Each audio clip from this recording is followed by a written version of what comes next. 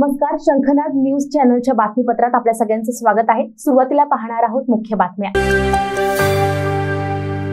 महाराष्ट्राचे माजी मुख्यमंत्री मनोहर जोशी यांचं निधन झाल्याची बातमी पुढे येताच सर्वांना धक्काच बसला। वयाच्या 87व्या वर्षी त्यांची प्राणज्योत मालवली। मध्यरात्री 3 वाजता मुंबईच्या हिंदुजा रुग्णालयात उपचारादरम्यान त्यांनी अखेरचा श्वास घेतला। दरम्यान मनोहर जोशी यांना हृदयविकाराचा झटका आल्यानं त्यांना रुग्णालयात दाखल करण्यात आलं होतं। त्यांच्यावर आयसीयू मध्ये उपचार सुरू होते। काही महिन्यांपूर्वी मनोहर जोशी यांना ब्रेन हॅमरेजचा त्रास होत असल्यानं हिंदुजा रुग्णालयात उपचारासाठी दाखल करण्यात आलं होतं। मात्र त्यानंतर प्रकृती स्थिर झाल्यानंतर त्यांना डिस्चार्ज देण्यात आला।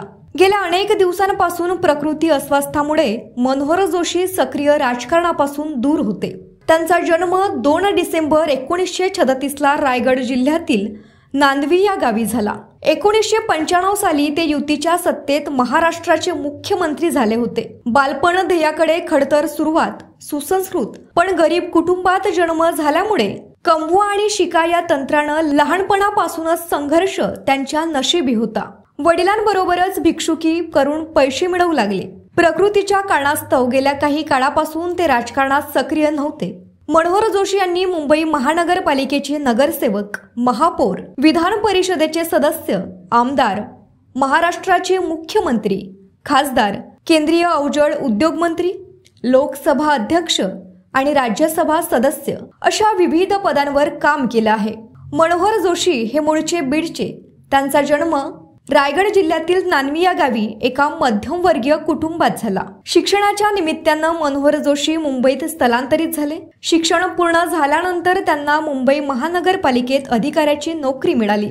त्यानंतर ते मुंबईत स्थायिक झाले। नंतरच्या काळात बाळासाहेब ठाकरेंच्या नेतृत्वाखाली त्यांनी शिवसेनेत काम सुरू केलं। 1995 साली राज्यात ज्यावेळी युतीची सत्ता आली त्यावेळी मनोहर जोशी राज्याचे मुख्यमंत्री बनले। गेल्या काही काळापासून ते राजकारणात सक्रिय नव्हते। शिवसेनेत बंड झाल्यानंतर बाळासाहेब ठाकरे यांच्या काळात त्यांच्या हाताखाली तयार झालेल्या ज्येष्ठ नेत्यांची भेट एकनाथ शिंदे यांनी घ्यायला सुरुवात केली। आम्ही जुन्या जाणत्या नेत्यांना विसरलेलो नाही, त्यांच्या गाठीभेटी घेत त्यांची विचारपूस करत आहे हे दाखवण्याचा शिंदे यांचा प्रयत्न होता। त्यावेळी एकनाथ शिंदे यांनी मनोहर जोशी यांची भेट देखील घेतली होती। शंखनाद न्यूज साठी ब्युरो रिपोर्ट। तर हे होतं आजचं बातमीपत्र। पुन्हा भेटूयात पुढच्या बातमीपत्रात। नमस्कार। सर्व प्रकारच्या पाळीव प्राण्यांसाठी अत्यंत गुणकारी इनोटॉक्स पौष्टिक आहार। नैसर्गिक वापरा, केमिकल टाळा। इनोटॉक्ससह रोगराईस आळा घाला।